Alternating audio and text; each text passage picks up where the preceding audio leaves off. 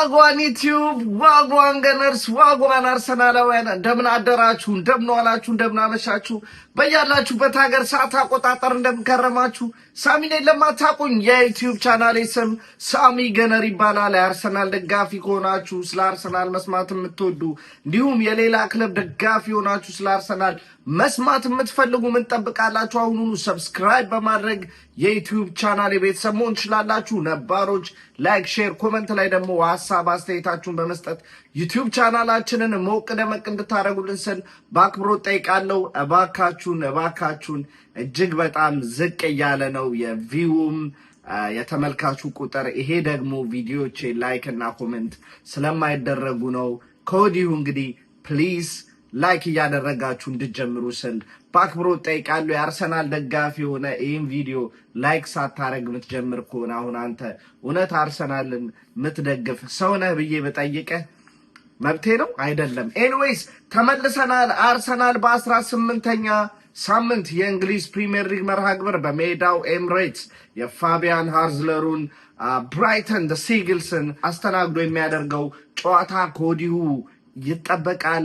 ስለዛ ጨዋታ አንዳንድ ነገር ለማለት ነው የመጣሁት። ያው እንግዲህ ማክሰኞ ዕለት በካራቦ ካፕ ክሪስታል ፓላስን በፍጹም ቅጣት ምት መለያ 8-7 በማሸነፍ የካራቦ ካፕ ግማሽ ፍጻሜ ተፋላሚ መሆናችንን አረጋግጠናል። እዛ ጨዋታ ላይ ጥሩ የሚባሉ ነገሮች ተደርገዋል። ተጫዋቾች ሮቴት ተደርገዋል። ብዙ ተጫዋቾች አሪፍ የረፍት ጊዜ አግኝተዋል። አንዳንዶቹ ደግሞ ይበልጥ ምንም አይነት ሚኒት እዛ ጨዋታ ላይ ስላልተጫወቱ ለዚህ ጨዋታ እንግዲህ ኮምፈርተብል ፊት ሆኖ ይመጣሉ ተብሎ ይጠበቃል። ከነዛ ውስጥ እንግዲህ ቪክቶር ኮሬዝ እና ማርቲን ዙቢሜንዲ ይገኙበታል። እንዲሁም እንደነ ዴክላን ራይስ፣ ኦዴጋርድ እና ቡካዮ ሳካ ደግሞ ተቀይረው የተወሰነ ደቂቃ እዛ ጨዋታ ላይ ያገኙም ተጫዋቾች አሉ። እነሱም እንግዲህ እዚህ ጨዋታ ላይ ጥሩ ነገር ያሳያሉ ተብሎ ይጠበቃል ማለት ነው። እንግዲህ አርሰናል በ18ኛ ሳምንት የእንግሊዝ ፕሪሚየር ሊግ መርሃ ግብር ብራይተንን አስተናግዶ ከመጫወቱ በፊት አስቀድሞ ማንቸስተር ሲቲ ከሜዳው በመውጣት ኖቲንግሃም ፎረስትን አስተናግዶ የሚጫወት ይሆናል ማለት ነው። ያው ኢዚ ጨዋታ ነው። ኖቲንግሃም ፎረስት በኑኖ ስፒሪቶ ሳንቶ ጊዜ የምናውቀው ኖቲንግሃም ፎረስት አይደለም። አሁን ምናልባትም ኢዚ ዊን አድርገው ማንቸስተር ሲቲዎች እንግዲህ አሁንም ለሰዓታት የፕሪሚየር ሊጉን ቴብል ቶፕ ሆነው የመቆየት እድል ሊያገኙ ይችላሉ። ነገር ግን እኛ በሜዳችን የምናደርገው የብራይተንን ጨዋታ ካሸነፈን ተመልሰን ያሞቁልንን ወንበር ተቀብለን የምንቀጥል ይሆናል ማለት ነው እንደ ሰነበቱት ሳምንታት። ስለዚህ ጨዋታ ስናወራ ሌትስ ቶክ አባውት ብራይተን አርሰናል እጅግ በጣም ከሚቸገርባቸው ቲሞች መካከል አንዱ ነው። ይሄ ፋክት ነው፣ ልንቀይረው አንችልም። ያለፉት የኤምሬትስ ወይም ደግሞ የሆም ጨዋታዎቻችን በሜዳችን ያደረግነው 8 ያለፉት ጨዋታዎችን ከተመለከተን አርሰናል ማሸነፍ የቻለው 3 ብቻ ነው። ይሄ ደግሞ ወደ 36 ዊኒንግ ሬት ማለት ነው። የማሸነፍ እድላችን ኦልሞስት 36% ብቻ ነበር። እጅግ በጣም ደካማ ነው። በሜዳችን እንደማድረጋችን በደጋፊ ፊት እንደማድረጋችን ከ8 ጨዋታ 3 ማለት ሀፍ ራሱ አይደለም፣ ግማሽ ራሱ 50% እንኳን የማሸነፍ ሪከርድ አልነበረንም ማለት ነው። እነሱ ደግሞ ኤምሬትስ ስቴዲየም ላይ መጥተው 3 ጨዋታ ማሸነፍ ችሏል። ኦልሬዲ እኩል ማለት ነው። በሜዳችን 2ቱን ጨዋታ ደግሞ ባቻነት ነበር፣ የተለያየ ነው። የአምናው ሲዝን ግን እጅግ በጣም አስገራሚ ነበረ። 2ቱም ጨዋታዎች 1-1 በሆነ ውጤት ነበር የተጠናቀቁት። የሁለተኛው ጨዋታ በሜዳቸው ያደረግነው ጨዋታ ነበረ። ኢታን ንዋኔሪ ባስቆጠረው ጎል 1-0 እየመራን ብንቆይም ከዛ ጃኦ ፔድሮ በፍጹም ቅጣት ምት አግብቶ 1-1 መሆን ችለን በዛ ውጤት የተጠናቀቀ ነው። ነገር ግን በኤምሬትስ ስቴዲየም የተደረገውና ብዙዎቻችን የአርሰናል ደጋፊ አሁንም የፕሪሚየር ሊግ ዳኝነት ላይ ጥያቄ ካነሳንባቸው የመጀመሪያ የፕሪሚየር ሊጉ መጀመሪያ ሳምንት አካባቢ ከተደረጉ ጨዋታዎች መካከል አንዱ ነበር። እሱም የዴክላን ራይስ ጨዋታ ልታዘገይ ሆን ብለህ ኳሱን ጠልዘዋል በሚል ያቺ ሲሊ ሁለተኛ ቢጫ ካርድ አግኝቶ የተሸነፍንባት ጨዋታ። ከዛ በፊት ፈርስት ሃፍን እጅግ በጣም ዶሚነንት አድርገን ነበር የጀመርነው። የካይ ሃቨርስ ያቺ ቺፕ ጎል የምትታወስ ነች። አሪፍ አሲስት በሳካ በኩል ተመልክተን ነበር። አሪፍ የሚባል የጌም ኮንትሮል ነበረ። ነገር ግን በ49ኛው ደቂቃ ከረፍታፍ በኋላ እንደተመለስን ዴክላን ራይስን በቀይ ካርድ ካጣን በኋላ ግን አርሰናል ሲቸገር ተመለከትን። በዛም አማካኝነት በ58ኛው ደቂቃ ይመስለኛል ጃኦ ፔድሮ የአቻነቱን ጎል አስቆጥሮ አሁንም 1-1 በሆነ ውጤት የተለያየ ነው ጨዋታ ነበር። ስለዚህ ያለፉትን የሆሜን አዌ ባለፈው ሲዝን ውጤት ከተመለከትን 3 ነጥብ እንኳን ማግኘት አልቻልንም ከብራይተን ማለት ነው። ነገር ግን ብራይተን ዲስ ሲዝን እውነት የባለፈው ሲዝን ብራይተን ናቸው ወይ ካልን አይደሉም። ብራይተን አሁን ኮንሲስታንስ የሆነ ፐርፎርማንስ ማሳየት አልቻሉም። ኢቨን ያለፉት 4 የፕሪሚየር ሊግ ጨዋታቸውን ከተመለከተን ምንም አይነት ድል ማስመዝገብ አልቻሉም። በሁለቱ ተሸንፈው በሁለቱ አቻ ወጥተዋል። ከ4ቱ ጨዋታዎች 3ቱን በሜዳቸውን ያደረጉት። አዌ የተሸነፉት ጨዋታ ከሊቨርፑል ጋር 2-0 የተሸነፉት ነበረ። ሌላው ሽንፈት ደግሞ ከአስቶን ቪላ ጋር 2-0 እየመሩ ቢቆዩም ጨዋታው ሲጠናቀቅ ግን 4-3 በሆነ ውጤት የኡናይ ኤምሪው አስቶን ቪላ በሜዳቸው አሸንፏቸዋል ማለት ነው። አቻ የወጡት ጨዋታ ደግሞ የባለፈው ሳምንት ከሰንደርላንድ ጋር 0-0 በሆነ ውጤት ሲለያዩ ዘንድሮ እጅግ በጣም ደካማ አቋምን ሲያሳይና በብዙ ክለቦች ብዙ ጎል እየተቆጠረ ሲሸነፍ የተመለከትነው ዌስትሃም ጋር 1-1 በሆነ ውጤት ነበረ የተለያዩት ማለት ነው። ስለዚህ እውነት የባለፈው ሲዝን ወይም ደግሞ ከዚህ በፊት የምናውቀው ጠንካራው ብራይተን ነው ካለን አይደለም። ሌላኛው ነገር ደግሞ ቅድም እንደጠቀስኩላችሁ የባለፈው ሲዝን ሁለቱንም ጨዋታ አቻ ስንወጣ 1-1 ስንወጣ ሁለቱንም ጨዋታዎች ላይ ሁለቱን ጎል ያስቆጠረብን 1-1 ጎል ማለት ነው በጨዋታ ጃኦ ፔድሮ አሁን በክለባቸው የለም። የቸልሲ ተጫዋች የሆነው ሌላኛው ያጡት ተጫዋች ነው። እንዲሁም እጅግ በጣም ይጎዳቸዋልና ዚህ ሲዝን ላይ አሁን ያለው ወቅት ከዚህ በኋላ ለሚመጡት ጨዋታዎች ደግሞ ይቸገሩበታል ተብሎ የሚጠበቀው ደግሞ የመሃል ሜዳ ጠንካራ ተጫዋቿቸው ባሌባ ለአፍሪካ ዋንጫ ሀገሩን ለማገልገል ሄዷል። ስለዚህ ይሄንም ኳሊቲ ተጫዋች ያጡታል ማለት ነው። በብራይተን በኩል ሌላው ነገር ምናልባትም ዳኒ ዊልቤክ አጠራጣሪ ነው እዚህ ጨዋታ ላይ ለመኖሩ። የቀድሞ ገነር እንዲሁም በማንቸስተር ዩናይትድ መጫወት የቻለው ዳኒ ዊልቤክ ዘንድሮ በብራይተን ጥሩ የሚባል አጀማመር ነበር ያደረገው። ጥሩ የጎል ኮንትሪቢዩሽኖች እያደረገ ነበር። ምንም እንኳን አሁን ባለፉት 5-6 ጨዋታ ላይ ብራይተን ያን ያህል ፐርፎርም ማድረግ ባይችሉም ማለት ነው። ስለዚህ አርሰናል እውነት ይህን ጨዋታ ማሸነፍ ይችላል፣ በደንብ ያሸንፋል። ነገር ግን አርሰናል ይህን ጨዋታ በተደጋጋሚ ሲቸገርበትን የቆየውን ጨዋታ ማሸነፍ ካለበት ምን ነገሮቻችንን አርመን መምጣት አለብን የሚለው ዋናው አሳሳቢ ነገር ነው። እሱም ደግሞ አርሰናል የሚያገኙትን እያንዳንዷን እድል በአግባቡ መጠቀም ይኖርብናል። እጅግ በጣም ብዙ ኳሶች ዌስት እየተደረጉ ነው። እጅግ በጣም ብዙ የጎል እድሎች ዌስት እየተደረጉ ነው። እሱም ደግሞ መጨረሻ ላይ ክለባችንን ወይም ደግሞ ደጋፊዎችን ወደ ጭንቀት የሚመራ ሌላኛው እጅግ በጣም መስተካከል ያለበት የአርሰናል ትልቁ ስህተት ነው።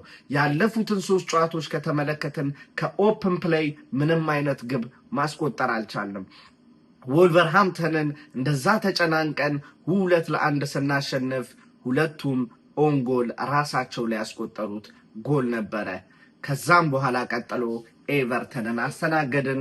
አሁንም ከቆመ ኳስ በፍጹም ቅጣት ምት ቪክቶሪዮ ኮሬዛ አስቆጥሮ 1-0 ማሸነፍ ቻለን። ከዛ በኋላ ቀጥሎ የመጣው የካራቦ ካፕ ጨዋታንም ከተመለከትን እንግዲህ 1-1 በሆነ ውጤት ተለያየን። ያ ሁላ ፈርስት ሃፍ ላይ 4-5 ክሊን የግብ ማስቆጠር ቻንሶች ነበሩ። እነዛን ሁላ ዌስት አድርገን ግን በ95ኛው ደቂቃ ላይ ማርክ ጌሂ አቻ ማድረግ ችሎ ነበረ። ስለዚህ አርሰናል ቻንሶቻችንን በአግባቡ እነዚህ የጠቀስኩላችሁ ጨዋታ ላይ ምናልባትም ወልቨርሃምፕተን ላይ ብዙ የጎል ቻንሶች ልል ባልችልም ነገር ግን ኤቨርተን ላይ እጅግ በጣም ብዙ ቻንሶች ፈጥረን ነበረ። ብዙ ቻንሶች እና ማርቲኔሊ ትሮሳርድ አንግል ሳካ እጅግ በጣም ብዙ ቻንሶች መፍጠር ችለን ነበረ ኤቨርተኑ ጨዋታ ላይ። ነገር ግን ጨዋታውን ስናጠናቅ 1-0 በሆነ ውጤት ብቻ ነበረ ያጠናቀቅ ነው። የክሪስታል ፓላሱ ላይም ማድዌኬ ብዙ ቻንሶች አግኝቶ ነበር። ጄሱስ ብዙ ቻንሶች አግኝቶ ነበረ። ከዛም በኋላ እነ ሳካም እነ ትሮሳርድም እንዲሁም ደግሞ ኢቨን ካላፊዮሪ ቲምበር አሪፍ የሚባሉ ቻንሶችን አግኝተን ነበር። አሁንም ክሊኒካል መሆን አልቻልንም። ስለዚህ የነገውን ጨዋታ ማሸነፍ ካለብን ዊ ሃቭ ቱ ቢ ክሊኒካል። ያገኘነውን ቻንስ ከመረብ አሳርፈን ብዙ ጎሎች አስቆጥረን ለመውጣት መሞከር አለብን። ሊስን የነገውን ጨዋታ በቻልነው አቅም በጊዜ መግደል ከቻለን በሳምንቱ አጋማሽ ቪላን በተመሳሳይ በኤምሬትስ ስቴዲየም አስቸጋሪውንና በሲዝኑ ሁለተኛ ሽንፈታችንን እንድናገኝ ያደረገንን ወይም ደግሞ ያሸነፈንን ቲም ምንገጥምበት አይ አም ሞር ኮንሰርን አባውት ዛት ጌም። ስለዚህ እዛ ጨዋታ ላይ በደንብ ለዛ ጨዋታ መዘጋጀት ስላለብን ኤኒ ቻንስ መጠቀም አለብን። ኤኒ ቻንስ ተጠቅመን የሚቀጥለውን ጨዋታ እያሰብን የተጫዋቾች ሮቴሽን ማድረግ እንችላለን። ዋይነት ምንፈራውን ያክል ብራይተን ያን ያህል የበፊቱ ብራይተን አይደለም። እንዳለን ቲም ኳሊቲና ካራቦ ካፕ መፍጠር የቻልናቸውን ቻንሶች እዚህ ጨዋታ ላይ ከፈጠርን አሸንፈን ማንወጣበት ምንም አይነት ምክንያት የለም ማለት ነው። እውነት ለመናገር ይህን ጨዋታ ለማሸነፍ ሌላው ነገር የሚያስፈልገው የመሃል ሜዳ ባትል ነው። የመሃል ሜዳውን ባትል ደግሞ ለማሸነፍ አሪፉ ሰዓት አሁን ነው። ምክንያቱም ታታሪው ባሌባ እዚህ ጨዋታ ላይ ስለማይኖር እንግዲህ እርግጠኛ ነኝ እኔ በዴክላን ራይስ እና በዙቢሜንዲ እጅግ በጣም ኮንፊደንት ነኝ ሊቆጣጠሩት እንደሚችል የመሃል ሜዳውን። ነገር ግን ክሬቲቭ ተጫዋቻችን ኦዴጋርድ ግን ፍጥነት ያስፈልጋል። ኳሶቹን ይዞ አለመቆየት፣ ቶሎ ተጫዋቾች አይቶ በአግባቡ የአም ኳስ ዲሊቨር ማድረግ። ፕሊስ ኦዴጋርድ ሳካን ብቻ አትመልከት። ቪክቶር ኮሬዝንም ተመልከት። በግራ ክንፍ ላይ የማጥቃት ቦታ ላይ የሚጫወቱንም ተጫዋቾች ሁሉንም ለመመልከት ሞከር። አይኖ ኳሊቲ ያለው ተጫዋች ነው።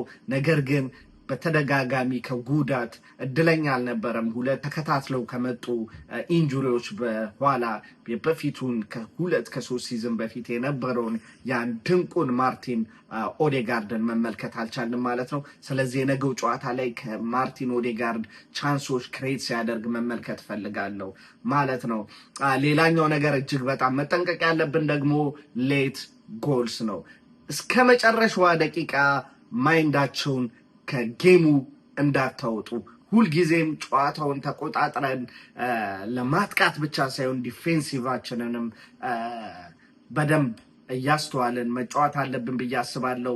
እኔ በዚህ ጨዋታ ላይ የባለፈውን የመሃል ተከላካይ ጥምረት መመልከት ፈልጋለሁ። they look so comfortable ሳሊባና ካላፊዮሪ በመሃል የመከላከል ቦታ ላይ ሲጫወቱ አይኖ የካላፊዮሪ ወደ መሃል የመከላከል ቦታ ላይ ሜቢ መሳብ የግራ የማጥቃት ወይም በማርቲኔሊ ወይ በትሮሳርድ በኩል የሚኖረውን የማጥቃት ኳሊቲ ዝቅ ሊያደርገው ይችላል። ምክንያቱም ማይልስ ሉዊስ ስኬሊ ፍጹም የተለየ ተጫዋች ነው ከካላፊዮሪ አንጻር። ማይልስ ሉዊስ ስኬሊ ወደ መሃል ኢንቨርት እያደረገ የሚጫወት የክንፍ ተከላካይ ሲሆን ካላፊዮሪ ግን ኦቨርላፕ እያደረገ ትሮሳርድንም ማርቲኔሊንም የማጥቃቱ ኢንቮልቭመንት ላይ እጅግ በጣም ከማይልስ ሉዊስ ስኬሊ የተሻለ ኮንትሪቢዩሽን ይኖረዋል። ነገር ግን አይ ቲንክ ዊል ቢ ኦኬ። ምክንያቱም ላስት ሲዘን እዛ ቦታ ላይ በተደጋጋሚ ማይልስ ሉዊስ ስኬሊ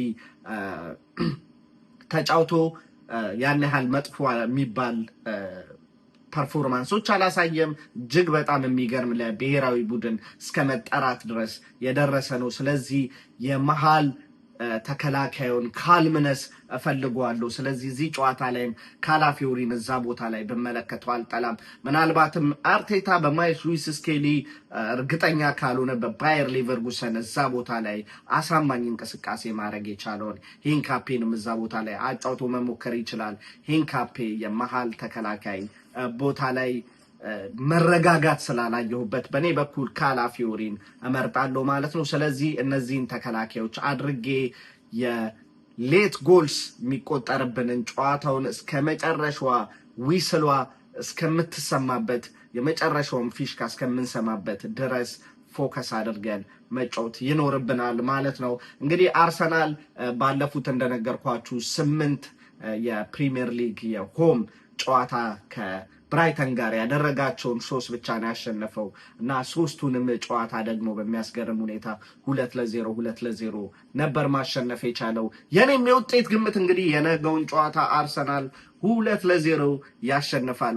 እስኪ እንትኑን ልከተል ብዬ ነው እንጂ ከዚህም በላይ ሊቆጠር ይችላል። እውነት አርሰናል ኢፌክቲቭ ሆነው የፈጠሩትን ቻንስ ከጨረሱ ማለት ነው። እንግዲህ የባለፈው ሲዝን እድል ተሰጥቶት ግብ የብራይተን ላይ የአዌው ጨዋታ ላይ ግብ ማስቆጠር የቻለው 1-1 ሲጠናቀቅ ጨዋታው ኢታን ንዋኔሪ ነበረ። ያሳዝናል። ዲስ ሲዝን እድለኞች አይደለንም፣ እሱን ለመመልከት አልቻልንም። ኢታን ንዋኔሪ ግን አይ ቲንክ አሁን በውሰት ሌላ ክለብ መሄድ መቻል አለበት። ዋይኖት ለምንድን ነው ይሄን የመሰለ ልጅ ከጨዋታ አረቀን ኪፕ የምናደርገው? ስለዚህ ሚካኤል አርቴታ ምርጫ ውስጥ ከሌለ ሌቲም ጎ በውሰትም ቢሆን ራሱን ምንድን ነው አልማዝ ካልተወለወለ ወይ እንትን ካላለ ቫሊዩን ስቲል ቫሊዩ ይኖራል፣ ግን ዩኖሚን እንደ በፊቱ ሻይን ላያደርግ ይችላል በደስት ወይም ደግሞ በአቧራ ሲሸፈን። ስለዚህ ኢታን ንዋኔሪም ወጥቶ የመጫወቻ ጊዜ ሊያገኝበት ወደሚችለው ክለብ መሄድ አለበት ባይ ነኝ። ምክንያቱም ሚካኤል አርቴታ ሲንግል ቻንስ ራሱ በካራቦ ካፕ ማይሰጠው ከሆነ ዋስ ዘ ፖይንት ስኳድ ውስጥ ልጁን ይዞ መቆየት ማለት ነው። ሌላ ክለቦች ሄዶ እየተጫወተ በምንፈልገው ሰዓት ላይ አቋሙ አሁን ዊሊያም ሳሊባን በተደጋጋሚ ሲያደርገው እንደነበር ካስታወሳችሁ ዊሊያም ሳሊባ ወደ 3 ሲዝን ወደ ሊል ምናምን እየላከ በውሰት ሲያጫውተው ነበረ። እንግዲህ ካላመነበት ጊዜው ገና ነው። ዲፌንሲቭ ኢንቮልቭመንቱም ያን ያህል ነው ብሎ የሚያስብ ከሆነ ኢታን ንዋኔሪ እንግዲህ ምናልባትም ዲስ ጃንዋሪ ላይ ከክለባችን ሊለቅ ይችላል የሚል ስጋት አለኝ እኔ። ኤኒዌይስ ይህን ይመስላል የጨዋታ ግምቴ። ቪዲዮን ከማጠናቀቄ በፊት ግን ስታርቲንግ ላይን አፔን እንደሚከተለው አሰፍራለሁ ማለት ነው። የግብ ጠባቂ ቦታ ላይ እንግዲህ አሁን ተመልሶ ቦታውን ራያ ይይዝና እሱ ሊጀምረው ይሆናል። ይሄ ግልጽ ነው። የፕሪሚየር ሊግ ጨዋታ ኬፓ ሲገባ አልተመለከትንም። ምናልባትም የነጥብ ልዩነቱ ከሰፋና ሻምፒዮን መሆናችንን ካረጋገጠን እርሊ ካረጋገጠን ልንመለከተው እንችላለን እንጂ ከዛ በፊት እንኳን ሚካኤል አርቴታ አርዛባሌጋን የሚጠቀመው አይመስለኝም። ስለዚህ የቀኝ የመከላከል ክንፍ ቦታ ላይ ዩሊያን ቲምበርን አደርግና በቀኝ የመሃል ተከላካይ ቦታ ላይ ዊሊያም ሳሊባ የካራቦ ካፑ ማን ኦፍ ዘ ማችን አደርጋለሁ። እሱን አጣምሬ ደግሞ በካራቦ ካፕ ላይ የክሪስታል ፓላሱን ግዙፍ ዲፌንደር ማቴታን በቁጥጥራቸው ስር ከሳሊባር ጋር ሆነው ያዋለውን ካላፊዮሪን በግራ የመሃል ተከላካይ ቦታ ላይ ማሰልፈው ይሆናል። እንግዲህ የግራ የክንፍ የመከላከል ቦታ ላይ ደግሞ ማይልስ ሉዊስ ስኬሊን አደርጋለሁ። አዎ በተደጋጋሚ እዛ ቦታ ላይ ሲጫወት ወድጄው የአካዳሚ ልጅነቱም እንደሳሳላቸው ከሚያደርጉ ተጫዋቾች መካከል አንዱ ነው። ማይልስ ሉዊስ ስኬሊን እዚህ ጨዋታ ላይ ብመለከተው ደስ ይለኛል ማለት ነው። በዲፌንሲቭ ሚድፊልደር ወይም ደግሞ የመሃል ተጫዋች ቦታዎች ኢንጀነራል ስጠራ ጥምረቱን ዙቢሜንዲ ወደዚህ ጨዋታ የካራቦ ካፕ ጨዋታ ላይ እንግዲህ ሙሉ ረፍት አግኝቷል። እዚህ ጨዋታ ላይ ፉሊ ኢነርጃቲክ ሆኖ ይመጣል ብዬ አስባለሁ። ዙቢሜንዲን፣ ዴክላን ራይስን እና ኦፍኮርስ ማርቲን ኦዴጋርድ ነው ሊሰለፍ የሚችለው። እሱ ሚካኤል አርቴታ እና ኢዜም ደግሞ በተሰለፈባቸው ባገኛቸው እድሎች ኦዴጋርድን ለማስቀመጥ የሚያበቃ ፐርፎርማንስ አልተመለከትኩም። ስለዚህ እዚህ ቦታ ላይ አሁንም ፉክክሩ ይቀጥላል ማለት ነው። ኤኒዌይስ ማርቲን ኦዴጋርድን እዚህ ቦታ ላይ አደርጋለሁ። የግራ ክንፍ የማጥቃት ቦታ ላይ ቡካዮ ሳካን አስጀምራለሁ ማለት ነው። የካራቦ ካፕ ላይ ተቀይሮ ገብቶ እንቅስቃሴዎች ማድረግ ችሎ ነበረ። በቡካዮ ሳካና በኖኒ ማዱዌኬ መካከል ያለው ልዩነት እንግዲህ ታይቷል። ኖኒ ማዱዌኬም በጣም ኳሊቲ ተጫዋች ነው፣ ግን ዌን ዩ ካም ቱ ፊኒሽንግ ላይ የአጨራረስ ብቃት ላይ ግን ገና ብዙ ይቀረዋል ቡካዮ ሳካ ላይ ለመድረስ ማለት ነው። ቡካዮ ሳካን በቀኝ ክንፍ ተጫዋች ቦታ ላይ አሰልፈዋለሁ። በግራ የክንፍ ቦታ ላይ አይ ዶንት ቲንክ ማርቲኔሊ እዚህ ጨዋታ ላይ የሚጀምር ኢቨን ማርቲኔሊን ፊት ቢሆን ግን ለፕሪሚየር ሊግ ወይም ደግሞ ምናልባትም የፋቢያን ሃርዝለሩ ብራይተን ነገር ዲፕ ብሎክ በሎ ብሎክ ሊጫወቱ ይችላሉ።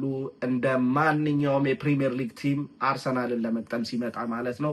ብራይተን ስለሆነ ብቻ አይደለም። ኤኒዌይስ በእንደዚህ አይነት ሼፕ ለሚመጡ ቲሞች ደግሞ በእኔ በኩል ትሮሳርድ ትክክለኛው አማራጭ ነው ብዬ አስባለሁ። ስለዚህ ትሮሳርድን በዚህ በኩል አስጀምረዋለሁ።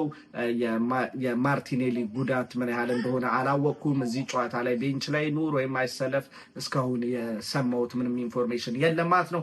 የፊት ስትራይከር ቦታ ላይ ነምበር 9 ቦታ ላይ ደግሞ ቪክቶር ዮኬሬዝን አሰልፈዋለሁ። የባለፈው የካራቦ ካፕ ላይ ሙሉ ጨዋታ ረፍት ካገኙ ተጫዋቾች መካከል አንዱ ነው። ስለዚህ ቪክቶር ዮኬሬዝን እዚህ ጨዋታ ላይ አስጀምረና ጎል እንዲያገኝ እንግዲህ በጸሎት ደግሞ ከጎኑ ቆማለው። ነገር ግን አሁንም ቪክቶር ዮኬሬዝ ዲሊቨሪ እስካላገኘ ድረስ ኔቨር ኤቨር ብሌም የማደርገው ተጫዋች አይደለም ማለት ነው። እውነት ለመናገር አጥቂ ቦታ ላይ አሁን ብዙ አማራጮች ሊኖርን ነው። ካይ ሃቨርስ ይመስለኛል የአስቶን ቪላው ጨዋታ ላይ ይደርሳል። ኦልሬዲ የሳር ላይ ትሬኒንጉን ጀምሯል። ሜሪኖ አለ፣ ድንቅ ተጫዋች ሜሪኖ 8 ቁጥር ቦታ ላይ ራሱ ካራቦ ካፕ ጨዋታ ላይ እጅግ በጣም ድንቅ የሚባል እንቅስቃሴዎች እያደረገ የነበረን ተጫዋች ነው። ስለዚህ የማጥቃት ቦታ ላይ ብዙ አማራጮች ሊኖሩ ነው ማለት ነው። ጋብሪኤል ጄሱስ፣ ቪክቶር ዮኬሬዝ እንዲሁም ሜሪኖንም ስትጨምሩት አሉ። እነ ማርቲኔሊን ባይዘው እዛ ቦታ ላይ ትሮሳርድን መጫወት ይችላሉ። ነገር ግን ቪክቶር ዮኬሬዝ የኔ የመጀመሪያ ምርጫ ነው ማለት ነው። ስለዚህ እዚህ ጨዋታ ላይ ቪክቶር ዮኬሬዝ ጎል እንዲያገኝ እንደነገርኳችሁ የቋጠርኩ የማየው ጨዋታ ይሆናል ማለት ነው። አርሰናል የበፊት ባለፈው ሲዝን ነጥብ ከጣለባቸው ጨዋታዎችን ዲስ ሲዝን መቀየር እንደሚችል በተደጋጋሚ ተመልክተናል። በሴንት ጄምስ ፓርክ ባለፈው ሲዝን ላይ የተሸነፈው አርሰናል ዲስ ሲዝን ላይ ሄዶ በሜዳው እና በደጋፊዎቹ ፊት ኒውካስትልን ማሸነፍ ችሏል። ከዛም በኋላ ኤቨርተንንም እንደምታስታውሱት ከሆነ ኤቨርተን ላይ ባለፈውን ጨዋታ አቻ ነበር የወጣ ነው። ኤቨርተንንም በዚህ ሲዝን ማሸነፍ ችለናል። ፉልሃምንም በክራቨን ኮቴጅ በተመሳሳይ ውጤት አቻ ነበር የተለያየ ነው። ነገር ግን ዲስ ሲዝን ላይ እሱን ውጤት መገልበጥ ችለናል። ይቀረናል። ይሄንም ደግሞ ገልብጠን ምን ያህል ለዋንጫ ዝግጁ የሆነ ቲም እንዳለ እናስመሰክራለን ማለት ነው። ለዛሬ የነበረን ርዕሴን ይመስላል። ሆፕፉሊ እንደወደዳችሁ ተስፋ አደርጋለሁ። ላይክ እያደረጋችሁ አሳውቁኝ።